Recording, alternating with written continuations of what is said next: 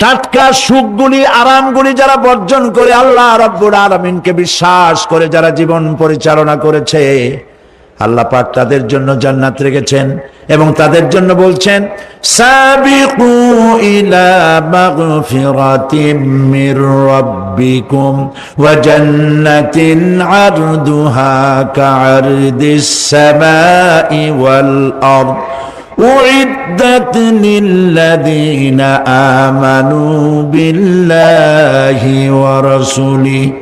আল্লাহ পাক বলেন প্রতিযোগিতা করো আল্লাহর মাগফিরাত কামনার জন্য আর জান্নাতে যাওয়ার জন্য প্রতিযোগিতা করো, তাহলে আল্লাহ রাব্বুল আলামিন তোমাদেরকে ক্ষমা করবেন আর তোমাদের জন্য এমন জান্নাত দিবেন যেই জান্নাত আকাশের বিশালতার জমিনের বিশালতার মতো।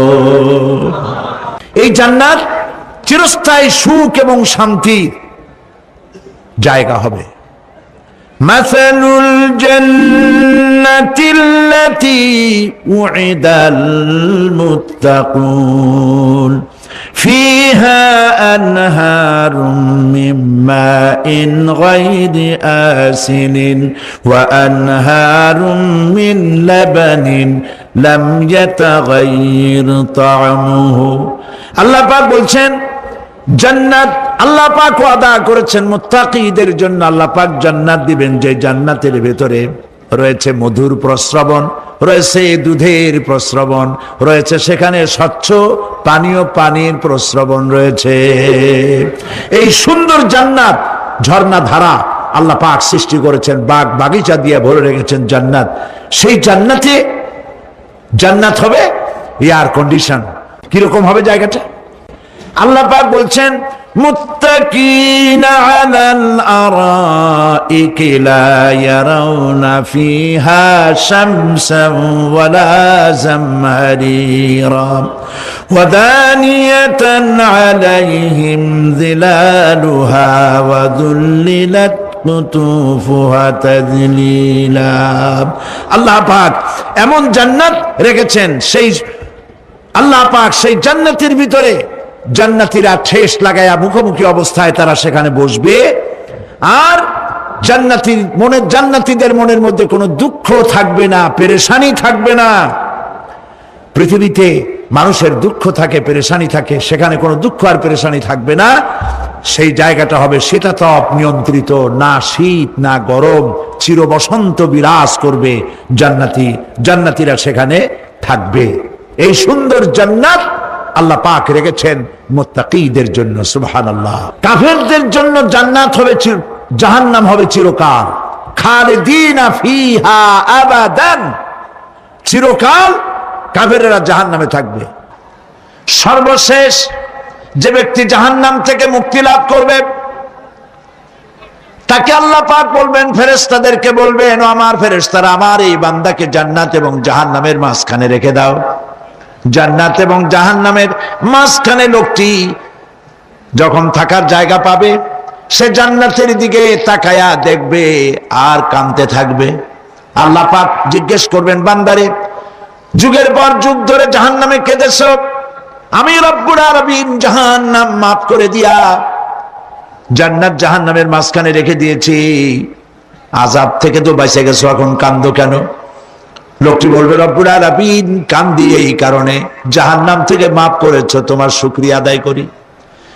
জান্নাত তো আমার কপালে নাই, কিসমতে নাই, কিন্তু জান্নাত আমি এখান থেকে দেখতে পাচ্ছি। জান্নাতের সুঘ্রাণ আমার নাকে আসতেছে, কপালে নাই যাওয়ার। আমি কাঁদি এই জন্য, তুমি যদি মেহেরবানি করে আমাকে জান্নাতের দরজার কাছে একটু দাঁড় করায় দিতা, প্রাণ ভরে তোমার জান্নাতের দৃশ্যটা একটু দেখতাম। আল্লাহ পাক তার আরজি পূরণ করবেন, বলবেন যাও, ফেরেশতাদের বলবেন এর জান্নাতের দরজার কাছে দাঁড় করায় দাও। জান্নাতের দরজার কাছে দাঁড়িয়ে লোকটি আবার কান্না শুরু করবে। আল্লাহ পাক প্রশ্ন করবেন, এবার কান্দো কেন? লোকটি বলবে, রব্বুল আলামিন কান্দি এই কারণে, জান্নাতের এই দরজায় দাঁড়ায়া জান্নাতের অফুরন্ত নেয়ামত কিছুই ভালো করে দেখা যায় না, শুধু অল্প জায়গা দেখি। যদি তুমি আমারে দয়া করে জান্নাতের মাঝখানে দাঁড় করায় দিতা, চতুর্দিকে তাকায়া তাকায়া দেখা কলিজারে ঠান্ডা বানাইতাম। তবে আমি ওয়াদা করি জান্নাতের কোনো নাজ নেয়ামত, কোনো ফল আমি খাবো না, ধরবো না, সইব না। একটুখানি মেহেরবানি করে মাঝখানে দাঁড় করাইয়া দাও, জান্নারে ঠান্ডা করি। আল্লাহ রব্বুল আলামিন ফেরেশতাদের বলবেন, আমার এই বান্দারে জান্নাতের মাঝখানে দাঁড় করাইয়া দে। আল্লাহর নবী বলেন, জান্নাতের মাঝখানে দাঁড়িয়ে লোকটি আগের চাইতে আরো জোরে চিৎকার মেরে কাঁদতে থাকবে। আল্লাহ পাক বলবেন, বান্দারে কি হলো তোর? দরজার কাছে আসতে চাইছিলে, আইনা দিলাম। এবার মাঝখানে আসতে চাইছো, তাও এনে দিয়েছি। আবার কান্দো কেন? লোকটি বলবে, রব্বুল আলামিন, এবার কান্দি এই জন্যে তুমি যখন দয়া করে একটিবার জান্নাতের মাঝখানে এনে আমাকে দাঁড় করায় দিয়েছো, তুমি রহমান রহিম গফুরুর রহিম, এই জান্নাত থেকে আবার আর বাইর করে দিও না। আল্লাহ রাব্বুল আলামিন বলবেন, ও আমার বান্দারে, আমার এই জান্নাত তোর খুব পছন্দ হয়েছে নাকি?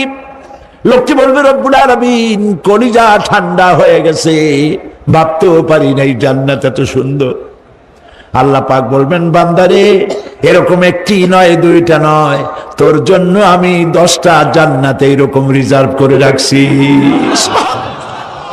সুবহানাল্লাহ।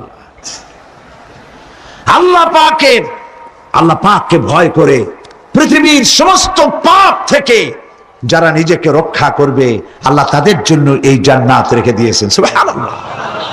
সেই জান্নাতের রিসিপশন আপনারা আন্দাজ করতে পারবেন না। রিসিপশন কারে কয়?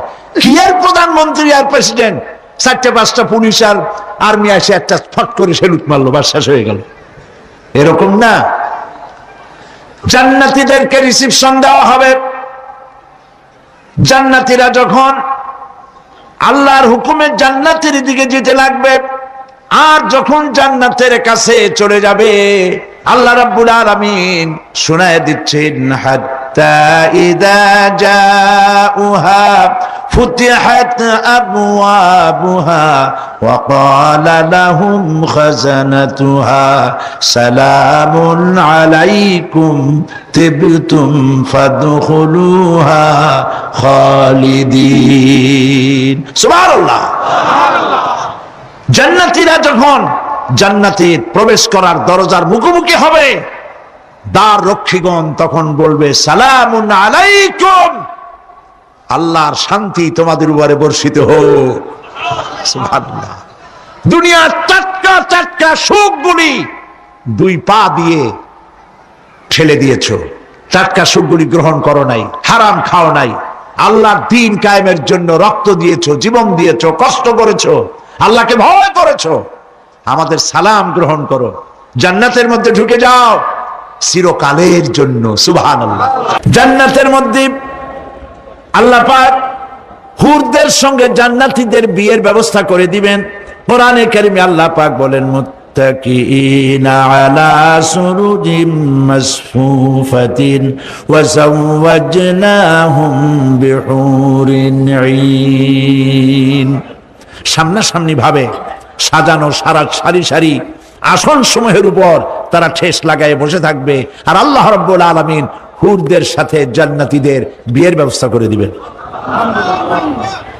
যেসব হুরের সঙ্গে বিয়ে হবে তাদের আল্লাহ পাক বিবরণ দিচ্ছেন, কি রকম হবে তারা। লাম ইয়াতমিসহুন্না ইনসু ওয়ালা জান। এর পূর্বে জিন এবং ইনসান এদেরকে কেউ স্পর্শ করে নাই। কি রকম তারা? কাআন্নাহুন্নাল ইয়াকুতু ওয়াল মারজান। যেমন ঝিনুকের ভিতরে মণিমুক্তা থাকে, এইভাবে আল্লাহ পাক তাদেরকে পবিত্র করে রেখে দিয়েছেন। আমার প্রিয় ভাইয়েরা, আল্লাহ রাব্বুল আলামিন কোরআনে কারীমের ভিতরে বলেছেন, ফাবিআইয়ি আলা'i রাব্বিকুমা তুকাযযিবান। জান্নাত দান করে আল্লাহ পাক এবার জান্নাতীদেরকে সম্বোধন করে বলবেন, ইয়া ইবাদি লা খাউফুন আলাইকুমুল ইয়াওমা ওয়ালা আনতুম তাহজানুন। হে আমার বান্দারা, লা খাউফুন আলাইকুমুল ইয়াওম, আজ আর কোনো ভয় নাই। সুবহানাল্লাহ, সুবহানাল্লাহ। আজ আর কোনো ভয় নাই, কোনো চিন্তাও নাই, আরামে এই জান্নাতের মধ্যে বসবাস করো। এরপরে আল্লাহ পাক জিজ্ঞেস করবেন, ও আমার জান্নাতীরা, আমি যেসব ওয়াদা করছিলাম আমার ওয়াদা মোতাবেক সমস্ত নিয়ামত পেয়েছো? তারা বলবে হ্যাঁ পেয়েছি, সব নিয়ামত আপনার ওয়াদা মোতাবেক সব পেয়েছি। আল্লাহ রাব্বুল আলামিন বলবেন সব পাও নাই, ওয়ালাদাইনা মাজিদ, আমার কাছে আরো বেশি আছে। সুবহানাল্লাহ, আমার কাছে আরো বেশি আছে। জান্নাতীরা বুঝবে না সে আরো বেশিটা কি, এর থেকে আর বেশি কি। প্রিয় ভাই সব, নবী করিম সাল্লাল্লাহু আলাইহি সাল্লাম বলেছেন, জান্নাতের সুখ আর শান্তি কোন চোখ নাই যা দেখেছে, যা কোন অন্তঃকরণ নাই যা কল্পনা করতে পেরেছে।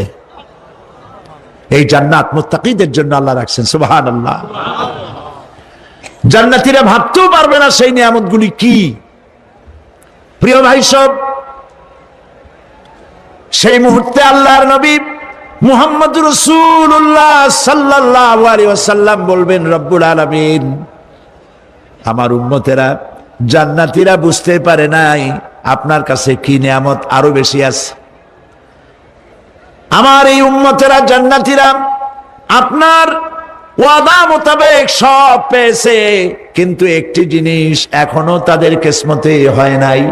সে জিনিসটা হলো, যারা তার রবকে না দেখে শুধু কোরআন আর হাদিসের কথা শুনে আরবের ঘুম হারাম করে তাহাজ্জুদের নামাজ আদায় করেছিল, চোখের পানি ফেলেছিল, যারা জান্নাত দেখে নাই, জাহান্নাম দেখে নাই, আপনাকে ভয় করে যারা জীবন পরিচালনা করেছিল, যারা আপনাকে দেখে নাই, না দেখে শুধু কোরআন হাদিস বিশ্বাস করে যারা অকাতরে নিজেদের জীবন বিলায় দিয়েছিল, এই জান্নাতীরা এখন পর্যন্ত তার রবকে দেখতে পারে নাই। আল্লাহ রাব্বুল আলামিন তার সামনে থেকে ৭০,০০০ পর্দা সরে যাবে। আল্লাহ পাক বান্দাদের আরজি পুরা করার জন্য জান্নাতীদের সামনে তিনি জালোয়া ফরোজ হবে। কোরআন শরীফের ভিতরে আল্লাহ পাক বলেন, জান্নাতীরা তারা আল্লাহর দিকে, জান্নাতীরা তার রবের দিকে তাকিয়ে থাকবে, আর রব তার বান্দাদের দিকে তাকায়া থাকবে। প্রাণ ভরে জান্নাতীরা রবকে দেখবে। সুবহানাল্লাহ, আল্লাহ পাককে দেখবে। প্রিয় ভাই সব, আল্লাহ রাব্বুল আলামিন মানুষের সামনে এত সব নিয়ামত রেখেছেন, এই জান্নাত দান করবেন। এরপরে আল্লাহ রাব্বুল আলামিন কোরআনে কারীমের মধ্যে বলেছেন, রব্বিস সামাওয়াতি ওয়াল আরদি ওয়া মা বাইনাহুমার রাহমানি লা ইয়ামলিকুনা মিনহু খিতাবা। এসব পুরস্কার রয়েছে তোমাদের সেই রবের পক্ষ থেকে যিনি আকাশ আর জমিনের মালিক। সুবহানাল্লাহ বলবেন না? যার সামনে কথা বলার ক্ষমতা কারো হবে না। এটি একটি মারাত্মক কথা। কিয়ামতের দিন আল্লাহর দরবারে কেউ কথা বলতে পারবে না আল্লাহর নির্দেশ ছাড়া। মনে থাকবে এটা? আয়াতুল কুরসির ভিতরে আমরা পড়ি, মান যাল্লাযী ইয়াশফাউ ইনদাহু ইল্লা বিইযনিহি। আল্লাহ পাক বলেছেন, কিয়ামতের দিন আল্লাহর দরবারে কার সাহস আছে কথা বলতে পারে? মান যাল্লাযী ইয়াশফাউ ইনদাহু ইল্লা বিইযনিহি। আল্লাহর অর্ডার ছাড়া, হুকুম ছাড়া আল্লাহর সামনে কথা বলার সেদিন কেউ থাকবে না। সুবহানাল্লাহ, কেউ কথা বলতে পারবে না। সুপারিশ করতে হবে, আল্লাহ যারে বলেন তুমি করো, অমুকের জন্য করো, সেই ব্যক্তি শুধু তার জন্যই করতে পারবে, আর কেউ কথা বলতে পারবে না। সেই কঠিন হাসরের ময়দান, যেদিন শুধুমাত্র আল্লাহ পাক কথা বলবেন, আর যারে বলতে বলবেন সেই কেবলমাত্র বলতে পারবে। সুপারিশ এটি আল্লাহ পাক কিয়ামতে পারমিশন দিলে বলা যাবে। হযরত ইব্রাহিম আলাইহিস সালাম কিয়ামতের দিন তার নিজের পিতা সম্পর্কে সুপারিশ করবেন। রব্বুল আলামিন, আমার আব্বার জন্য সুপারিশ করতেছি, মেহেরবানি করে জাহান্নাম থেকে তারে আপনি রক্ষা করুন। আল্লাহ রব্বুল আলামিন বলবেন, ইব্রাহিম তোমার সুপারিশ মঞ্জুর হবে না। প্রিয় ভাই সব, একটু মাথা খাটান, চিন্তা করেন। উলুল আযম পয়গম্বর, জাতির পিতা। কে জাতির পিতা? চিল্লায় বলুন, কলিজা সাফ করে ফেলুন। মুসলমানদের জাতির পিতা হাবিব জাবি কেউ হতে পারে না।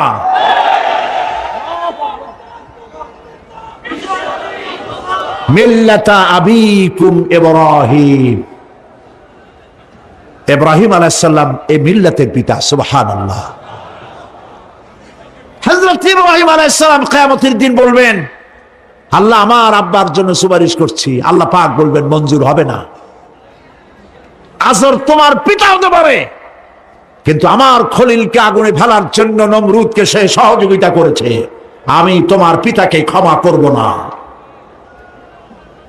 নবী করিম সাল্লাল্লাহু আলাইহি সাল্লামকে সাহাবায়ে কেরাম জিজ্ঞেস করেছেন, হে রাসূল, আপনার আব্বা এবং আম্মার অবস্থা কি হবে?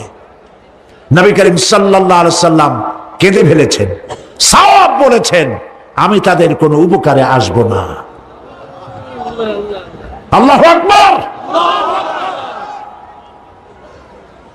আপনি মনে করছেন নাকি যে ইয়া নবী সালাম আলাইকা বলি অমনি নবী সুপারিশ পাবেন? এত সহজ। কতগুলা রসগোল্লা খাইলেন আর বড় একটা মিছিল করলেন আর অমনি চলে যাবেন? পৃথিবীর সব মানুষ, সাহাবায়ে কেরাম বাদ দেন, পৃথিবীর সমস্ত মানুষ একত্রিত হয়ে আবু তালেব রাসূলুল্লাহকে যে ভালোবেসেছেন, ওর 1000 ভাগের 1 ভাগও সারা দুনিয়ার মানুষ রাসূলুল্লাহকেই ভালোবাসতে পারবে? পারবে? নিজের ছেলে আলীকে, আলী রাদিয়াল্লাহু তাআলা আনহুকে আলাদায় বিছানায় শোয়াইয়া, ছোট্ট মানুষ হযরত আলী আলাদা জায়গায় রাখিয়া মুহাম্মদুর রাসূলুল্লাহ সাল্লাল্লাহু আলাইহি ওয়াসাল্লাম এতিম মানুষ, তারে কলিজার সাথে বুকের মধ্যে আশ্রয় দিয়ে আগলে রেখেছেন বুক ভরে। সেই আবু তালেব মৃত্যুর সময় নবী করিম সাল্লাল্লাহু আলাইহি ওয়াসাল্লাম বলেছিলেন, চাচা একটি বার আমার কানে তাওহীদের কালেমা শোনায় দেন। আবু তালেব, তার কিসমতে ছিল না কালেমা। মরে যাওয়ার পর একজন সাহাবী বলেছিলেন, ইয়া রাসূলুল্লাহ, মৃত্যুর সময় আবু তালেবের মুখ আমি নড়তে দেখেছি, তিনি কালেমা পড়েছেন সম্ভবত। রাসূলুল্লাহ সাফ বলেছেন, আমি শুনি নাই। এত ভালোবাসার পরেও হাদিস শরীফে এসেছে আবু তালেব জাহান্নামে যাবে। কোথায় যাবে? জাহান্নামে। সবচাইতে কম আযাব হবে কার? আবু তালেবের। কম আযাবটা কি? হাদিস শরীফে এসেছে কম আযাব হলো জাহান্নামের আগুন দিয়ে এক জোড়া জুতা তৈরি করে আবু তালেবের পায়ে পরিয়ে দেওয়া হবে। সেই জাহান্নামের আগুনের তৈরি করা জুতার তাপে আবু তালেবের মাথা বক করে বউ পড়তে লাগবে। এত ভালোবেসে যদি কিয়ামতে উপায় না হয়, আপনি ইয়া নবী সালাম আলাইকা, ইয়া রাসূল সালাম আলাইকা, আর কতগুলা জিলাপি খাইলেন, বড় একটা মিছিল করলেন। প্রিয় ভাই সব, এইসব বিদআত ছাড়ুন, এগুলি সুস্পষ্ট বিদআত। রাসূলুল্লাহকে ভালোবাসবেন, সাহাবীরা যেভাবে ভালোবেসেছেন ওইভাবে ভালোবাসবেন। আল্লাহ রাব্বুল আলামিন বলেন, যালিকাল ইয়াউমুল হক ফামান শাআ আত্তাখাযা ইলা রাব্বিহি মাআবা। এই দিনটি অবশ্যই আসবে, সেদিনটি নিশ্চিতভাবে আসবে। আর এখন যার ইচ্ছা সে তার রবের দিকে অগ্রসর হোক। ইন্না أنذرناكم عذابا قريبا يوم ينظر المرء ما قدمت يداه ويقول الكافر يا ليتني كنت ترابا إنا أنذرناكم عذابا قريبا খুব নিকটবর্তী একটি আযাব সম্পর্কে আমি তোমাদেরকে সতর্ক করে দিলাম। কে বলতেছেন? আল্লাহ পাক।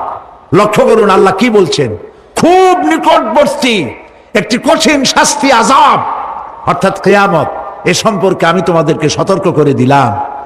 ইয়াউমা ইয়ানজুরুল মারউ মা কদ্দামাত ইয়াদা, সেদিন প্রত্যেকটি লোক যা সে পাঠিয়ে দিয়েছিল এখানে অর্থাৎ যা করেছিল সেগুলি সে দেখতে পাবে। আর তখন ওয়ায়াকুলুল কাফিরু ইয়া লাইতানি কুনতু তুরাবা, সেই কিয়ামতের ময়দানে অবস্থা দেখে কাফেররা বলবে, আহারে মানুষ না হইয়া যদি মাটি হইয়া যেতাম, যদি মাটি হতাম, যদি মানুষ না হয়ে না জন্মাতাম, আজ এই হাসরের ময়দানে এইখানে এই বিচারের মুখোমুখি হতাম না, মাটি হইলে বরং অনেক ভালো হতো। এই পৃথিবীতে আমরা এসেছি, চলে যাব, যাওয়ার আগে এই কোরআন একটি বিশাল জনগোষ্ঠী এমন বানাতে চেয়েছে যে জনগোষ্ঠী এই কোরআন দিয়ে একটি বিশাল সমাজ গড়বে, রাষ্ট্র গড়বে, এমন রাষ্ট্র গড়বে যেই রাষ্ট্রে দুঃখ থাকবে না, অশান্তি থাকবে না, যেখানে সুখ থাকবে, সমৃদ্ধি থাকবে, আর কিয়ামতের দিন আল্লাহর জান্নাতে তারা চলে যাবে। প্রিয় ভাই সব, কিয়ামতের দিন আমরা যেতে চাই জান্নাতে। কোথায় যেতে চাই বলেন? ফাকালা রাব্বুকুম উদউনি আস্তাজিব লাকুম, তোমার রব বলেছে আমারে ডাকো, আমি ডাকের সাড়া দিয়ে দেব। সুবহানাল্লাহ। আর আল্লাহ বলেছেন আমার ইবাদতের সাথে কাউকে শরীক করবে না। খবরদার। আলাইসাল্লাহু বিকাফিন আবদা, আল্লাহ প্রশ্ন করছেন, আলাইসাল্লাহু বিকাফিন আবদা, আমি কি আমার বান্দার জন্য যথেষ্ট নই? চিল্লায় বলুন অবশ্যই যথেষ্ট। আবার বলেন অবশ্যই যথেষ্ট। কলিজা সাফ করে ফেলেন। সম্রাট শাহজাহান, দিল্লির সম্রাট, হাবিজাবি সম্রাট না, দিল্লির সম্রাট, এখন কোথায়? কবরে। সারা ভারতবর্ষ যারে ট্যাক্স দিয়ে নিজেকে সৌভাগ্যবান বলে মনে করত, সে আজ কবরের মধ্যে ভিক্ষুকের মতো সূরা আল-হামদুর মতো একটি সূরার মুহতাজ হয়ে ভিক্ষুকের মতো শুয়ে আছে। সম্রাট শাহজাহান মসজিদে বসে আছে, এক ফকির ঘুরতেছে। লোকেরা কয় ছোটবেলা থেকেই তোমারে খয়রাত করতে দেখলাম, ভিক্ষা কি জীবনেও যাবে না তোমার? লোকটি বলছে আমি ভিক্ষা করবো ছাড়া আমার উপায়টা কি? এই লোকটি আমি ভিক্ষা করা ছাড়া করবো কি? লোকেরা তো আমার 60 টাকা 50 টাকা 100 টাকা দেয় না, 4 আনা 5 আনা 1 টাকা এই আমার দেয়, এ দিয়ে আমি বড় লোক হবো কেমন? লোকটি বলছে আচ্ছা দেখো, তুমি তো জায়গা মতো যাইতে পারো নাই, বাদশার কাছে যাও, এমন দেওয়া দেবে জীবনে আর খয়রাত করা লাগবে না। তো বাদশার কাছে কি খয়রাতি যাইতে পারে কোনোদিন? কয় হ্যাঁ এখন পারবা। কেমনে? কয় সম্রাট শাহজাহান এখন একা একা মসজিদে আছেন। তখনকার এসব বাদশারা অনেকে নামাজি ছিলেন, দিনদার ছিলেন। ফকির দরজার কাছে দাঁড়াইয়া দেখতে পাচ্ছে কেউ নাই, দেহরক্ষীরা দূরে দূরে দাঁড়ানো। বাদশাহ মসজিদের ভেতরে বসে হাত তুলে ঝুলতেছে আর কাঁদতেছে, চোখের পানি দিয়া দাঁড়িয়ে ভিজে ভিজে পড়ছে। এই দৃশ্য অনেকক্ষণ দেখলো ফকির। কিছুক্ষণ পর সম্রাট শাহজাহান মসজিদ থেকে বেরিয়ে আসছে। ফকির বলছে আসসালামু আলাইকুম হুজুর। তিনি বললেন ওয়ালাইকুম আসসালাম, চলে গেল। বাদশা বললো আমার কাছে তো কেউ আসিয়া কিছু না চাইয়া তো যায় না, এরে দেখলাম খয়রাতির মতো কিছু চাইলো না, বেটা ভয় করলো নাকি? আমি এদিকে আসো। আসছে। ভয় পাইছো? কয় না ভয় পাইনি। তো কিছু যে চাইলে না? ফকির বলছে জাহাপানা সত্যিই কিছু চাইতে আসছিলাম, তারপর চাইলে না কেন? ফকির বলছে জাহাপানা সারা জীবন ভিক্ষা করেছি, আর আজ দিল্লির সম্রাটের কাছে বেশি পাওয়ার লোভে এসেছিলাম, কিন্তু আপনার দশা দেখা আমার জ্ঞানের চোখ খুলে গেছে। আমি লক্ষ্য করে দেখলাম আমি সম্রাটের কাছে চাইতে এসেছি, হাত তুলি নাই, বিনয় প্রকাশ করি নাই, চোখের পানি ফেলি নাই, কিন্তু লক্ষ্য করে দেখলাম দিল্লির সম্রাট আমার চাইতেও বড় ভিক্ষুকের মতো। আবার কোন সম্রাটের কাছে হাত তুলে কান্দে? আমার জ্ঞানের চোখ খুলে গিয়েছে, আমি বুঝতে পেরেছি সম্রাট কান্দে যেই সম্রাটের কাছে, তারে ছাড়া আর কারো কাছে জীবনে চাইব না। এই কথাই সূরা ফাতিহায় প্রত্যেক দিন পড়ি, বুঝি না কি পড়ি। ইয়াকা না'বুদু ওয়া ইয়াকা নাস্তাঈন। আয় আল্লাহ, একমাত্র তোমার গোলামি করি আর তোমার কাছে সাহায্য চাই, তুমি ছাড়া কারো কাছে সাহায্য চাই না। কলিজা সাফ করুন। কোন মরা পীর, কোন জিন্দা পীর আপনার মনের আশা পুরা করতে পারবে না, পারবে না, পারবে না। এই জান্নাতে যাওয়ার জন্যে, এই জান্নাতে যাওয়ার জন্য দুইটা কাজ করতে হবে। কয়টা কাজ? আল্লাহ রাব্বুল আলামিন বলেন, ফামান কানা ইয়ারজু লিকাআ রাব্বিহি ফালইয়ামাল আমালান সালিহান ওয়া লা ইউশরিক বিইবাদাতি রাব্বিহি আহাদা। আল্লাহ পাক বলেন, যে বাজারা আমার সঙ্গে দেখা করতে চায় কিয়ামতে, দুইটা কাজ করা লাগবে। বলেন কয়টা কাজ? একটা হলো নেক আমল। কি আমল বলেন? নেক আমল। নেক আমল কারে বলে? নেক আমল করতে হলে আবার দুইটা শর্ত লাগে। এক নম্বরে কাজটা করতে হবে আল্লাহরে খুশি করার জন্য। কারে খুশি করার জন্য? একটা মাদ্রাসা বানাইছি যাতে লোকেরা বলে যে বড় একটা মাদ্রাসা বানাইছেন, এই জন্য মাদ্রাসা বানাবেন, মসজিদ বানাবেন, হসপিটাল বানাবেন, যা কিছু করেন নিয়ত হবে আল্লাহকে খুশি করা। নিয়ত হবে কারে খুশি করা? আল্লাহ পাককে খুশি করা। এই হলো নেক আমলের প্রথম শর্ত। কাজ হবে আল্লাহকে খুশি করার জন্য। দুই নম্বরে কাজটি হতে হবে সুন্নতে নববী সাল্লাল্লাহু আলাইহি ওয়াসাল্লামের উপরে। মনে থাকবে, দাড়ি রাখবো। কেন রাখবো? রাসূলের সুন্নত। রাখবো কারে খুশি করার জন্য? আল্লাহকে খুশি করার জন্য। রাখবো কার মতো? রবীন্দ্রনাথের মতো, কার্ল মার্কসের মতো, কবির মতো নয়। রাখতে হবে কার মতো? নবীর মতো। বুঝে নেন, কাজটা হতে হবে আল্লাহকে খুশি করার জন্য। দুই নম্বরে কাজটা হতে হবে সুন্নতে নববী সাল্লাল্লাহু আলাইহি ওয়াসাল্লামের উপরে হতে হবে। তাহলে এই হলো এক নম্বর। জান্নাতে যাওয়ার জন্য, আল্লাহর সাথে দেখা করার জন্য এক নম্বরের কাজ হলো নেক আমল। বলেন এক নম্বরের কাজ কি? দুই নম্বরের কাজ ওয়ালা ইউশরিক বিইবাদাতি রাব্বিহি আহাদা। আল্লাহ রাব্বুল আলামিনের ইবাদতের সাথে কাউকে শরীক স্থাপন করা যাবে না। আমরা যারা মুসলমান, অধিকাংশ মুসলমান শিরকের ভিতরে মুবতালা হয়ে আছে। বিশ্বাস করেন কিনা বলেন?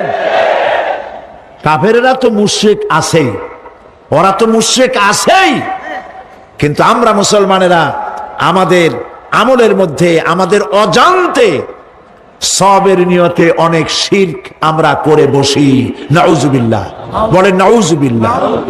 এই জন্য আমি বারবার সতর্ক করি, নিজেকেও করি, আপনাদেরকেও করি। এই কারণে করি, শিরকের গুনাহ আল্লাহ মাফ করবেন না। ইন্না শিরকা লাযুলমুন আযীম। শিরক মস্ত বড় অপরাধ, জুলম, আল্লাহ মাফ করবেন না। আল্লাহর কাছে কান্দে কান্দে মাফ চাওয়া লাগবে যে আল্লাহ শিরক থেকে আমাকে রক্ষা করো, বাঁচাও। অনেক গোপন শিরক আছে। মাজারে যান, পীর সাহেবের কাছে যান, মনে যদি নিয়ত থাকে উনি ফু দিলে আমি ভালো হবই, উনি তাবিজ দিলে আমার বাচ্চা হবেই, উনি আমারে দয়া করলেই আমার ব্যবসায় উন্নতি হবেই, এইটার নাম শিরক। এটার নাম কি? ওয়াইজা সাআলতা ফাসআলিল্লাহ ওয়াইজা ইসতাআনতা ফাসতাইন বিল্লাহ। যা বলার আল্লাহরে বলো, আর যা চাওয়ার কার কাছে চাও? চিল্লায় বলেন। কলিজাটাকে পরিষ্কার করে যান আজকের মাহফিলে। এই কলিজায় কারো প্রতি কোনো ভয় রাখবো না আল্লাহ ছাড়া। ভয় করবো কারে বলেন? মোহব্বত আল্লাহ ছাড়া, এত বেশি মোহব্বত আর কাউকে করব না। আল্লাহ তাআলা আমাদের কলিজায় তোমার ভয় এবং মোহব্বত দিয়ে ভরে দাও। রাসূলের মোহব্বত দিয়ে আমাদের দিলকে ভরে দাও। বিশ্বাস করুন ভাই সাহেব, কোরআন শরীফ আমার সামনে, বিশ্বাস করুন, দেশি পীর বিদেশি পীর, খাজা বাবা দেশি এবং বিদেশি, কেউ আপনার ভাগ্য বদলাই দিতে পারবে না। এই পিছনে দৌড়ায় দৌড়ায় কোনো লাভ নয়। এতক্ষণ মসজিদের ভেতরে বসে আল্লাহর কাছে কাঁদেন। আর আজ থেকে কোন মাজারে টাকা দিবেন না, পয়সা দিবেন না, আগরবাতি দিবেন না, মোমবাতি দিবেন না, গোলাপ পানি দিবেন না। কারা কারা দিবেন না হাত উঁচু করে দেখা। সুবহানাল্লাহ, আলহামদুলিল্লাহ, লা ইলাহা ইল্লাল্লাহ। সুবহানাল্লাহ, আলহামদুলিল্লাহ, লা ইলাহা ইল্লাল্লাহ। সুবহানাল্লাহ, আলহামদুলিল্লাহ, লা ইলাহা ইল্লাল্লাহু মুহাম্মাদুর রাসূলুল্লাহ। আল্লাহুম্মা আমিন। রব্বানা যালামনা আনফুসানা ওয়া ইন লাম তাগফির লানা ওয়া তারহামনা লানাকুনান্না মিনাল খাসিরিন। রব্বুল আলামিন, তাম পৃথিবীর মাটির নিচে যত মুমিন মুমিনাত শুয়ে আছে, আল্লাহ কবরগুলি কি জান্নাতের টুকরা বানায়া দাও।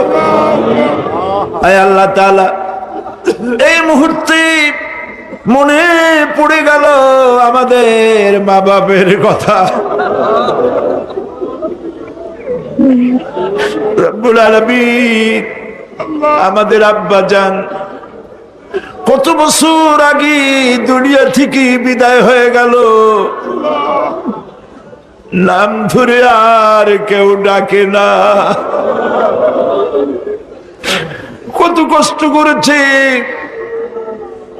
ধান বিক্রি করে, সুপারি বিক্রি করে, নিজের পেটে না দিয়া নিজের ভালো জামা না বানাইয়া আমাদের লেখাপড়া শিখাইছে, বাড়িঘর বানালো। আর একদিন তোমার ডাকে সাড়া দিয়া চলে গেল।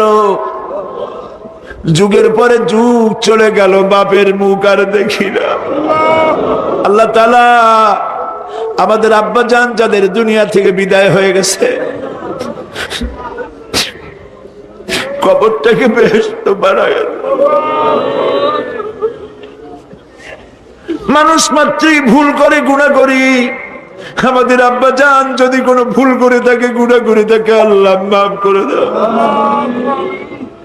রব্বুল আলামিন, এবার দোয়া করি আমাদের জনম দুঃখিনী গর্ভধারিণী মা,